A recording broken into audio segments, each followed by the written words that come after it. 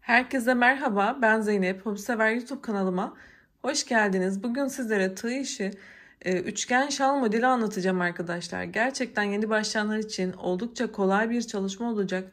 Tüm yapım aşamalarını da tek tek adım adım anlatacağım.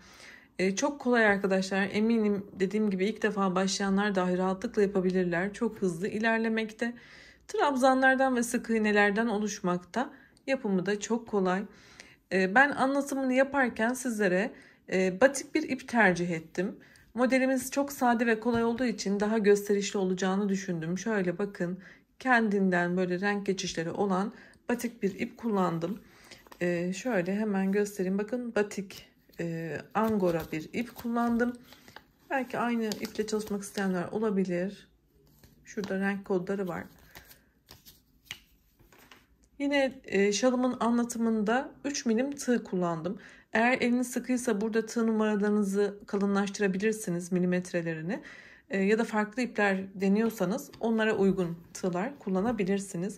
Hemen şöyle modelimi yakından göstererek sizlere hemen videoma geçmek istiyorum. Kanalıma abone olmayı da lütfen unutmayın. Desteklerinizi bekliyorum.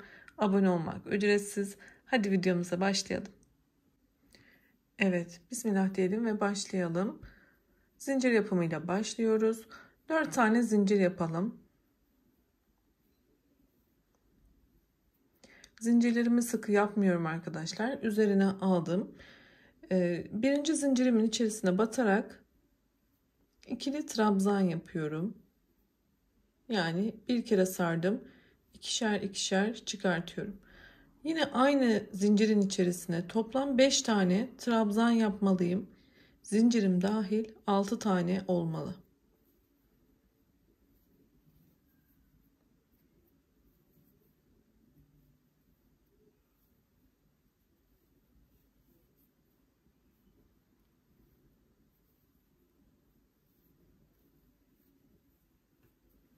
Şöyle bakalım.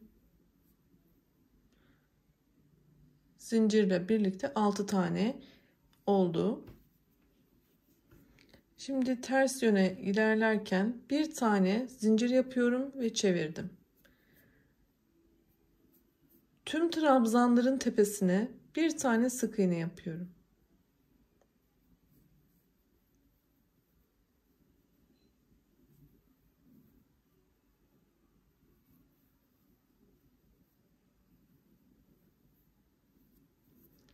Beş tane sık iğne oldu. Zincire de batıyorum ve toplamda yan yana 6 tane sık iğne yaparak sıramı tamamlıyorum. Tekrar hem desenimizi artırmak ve üst sıraya çıkmak için 3 tane zincir yapıyorum.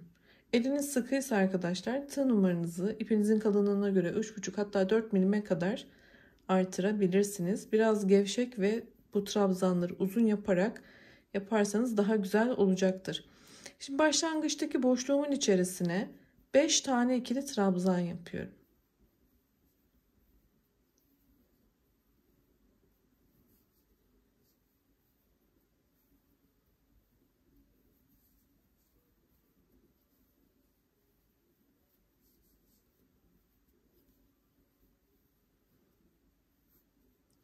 Zincirimle birlikte 6 kabul ediyorum. Şimdi diğer desenimi de üzerine bir kere sardım. Arada zincir yapmadan son sık iğnemin tepesine batıyorum ve buraya 6 tane ikili trabzan yapıyorum. Burada zincir olmadığı için sayımız 6 olacak her zaman. Zincir olan yerlerde 5 tane ikili trabzan yapıp 6'yı tamamlıyoruz. Bu zincir olmayan kısımlarda ise direkt 6 tane ikili trabzan yapalım.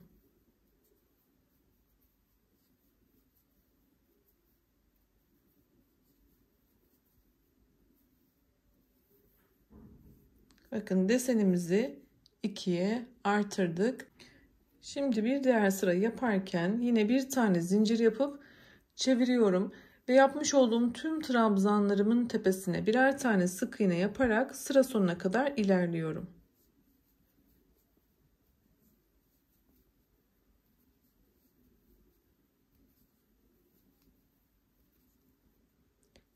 Altıncıyı buraya yaptım.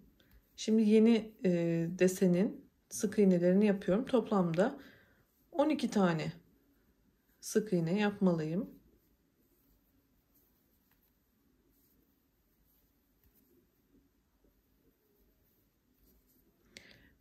Altıncıyı ise zincire batarak yapıyorum burada tekrar, yani 12.yi şöyle bakın tekrar zincire batıyorum ve hepsinin tepesine bir tane sık iğne yapmış oldum. Sıra sonuna kadar ilerledim. Şimdi desenimi 3'e artıracağım. Hemen onu göstereyim. Üst sıraya çıkarken artık desen tekrarı yapıyoruz. 1, 2, 3 tane zincirimi yapıyorum ve hemen ilk baştaki boşluğuma ilk desenimi yapıyorum. Yani 5 tane ikili trabzan yapıyorum.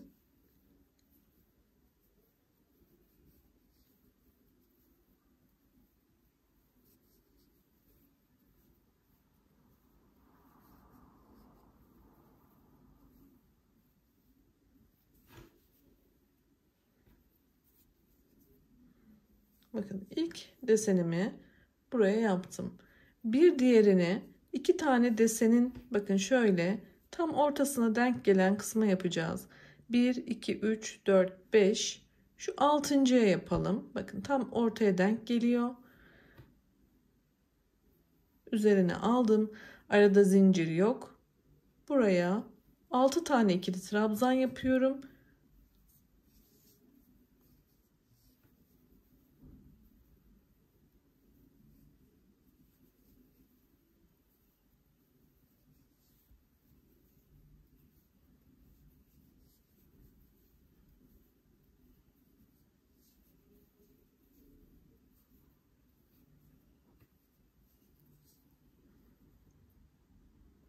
Son desenimi ise yine buradaki son trabzanın tepesine, yani şu zincir kısmına batarak yapıyorum.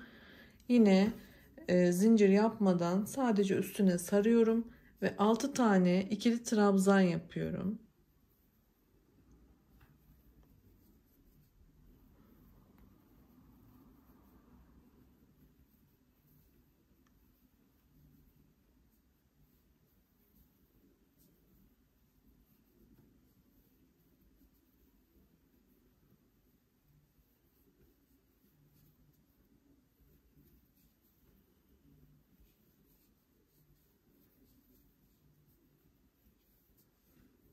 Evet, desen sayımı 3'e artırdım ve artık bu şekilde devam ediyoruz. Hiçbir farklılık yok. Bir üst sıraya çıktığımızda bir zincir yapıyoruz ve sık iğne sıramızı sonuna kadar devam ettiriyoruz. Sık iğne sıramız bittikten sonra yine bu kenara, ara noktalara ve bu kenara yaptığımızda desen sayımız 4'e artacak ve hep bu şekilde gidecek. İki sıranın tekrarını sürekli yapıp artırarak şalımızı tamamlayacağız. Şimdi model üstünden sizlere tekrar göstererek videomuzu tamamlayalım. Evet, ben 3 desen olana kadar anlattım sizlere. Hemen şöyle model üstünden de görmenizi istiyorum. Bir sonraki sırada yine desen sayımı 4'e artırdım. Bu sırada 5'e arttı ve bu şekilde artarak devam etmekte. Oldukça kolay bir çalışma arkadaşlar. Peki şalımız bittikten sonra nasıl tamamlayabiliriz? Bu kenar noktalarından püsküller yapabiliriz. Yine kolay püskül yapımını da bu videonun sonundaki linke ekleyeceğim. Video bitimindeki kartlara tıklayarak diğer yapım aşamasına geçebilirsiniz. Bu kısma püsküller bağlayabilirsiniz. Yine daha önce kanalımda sizler için anlatmış olduğum şal modelleri de videomun sonunda olacaktır. Onlara da göz atmayı unutmayın. YouTube kanalıma abone olun. Abone olmak ücretsiz. Bildirimleri de açın lütfen. Paylaşımlarımdan ücretsiz bir şekilde haberdar olun. Sağlıkla kalın. Hoşça kalın.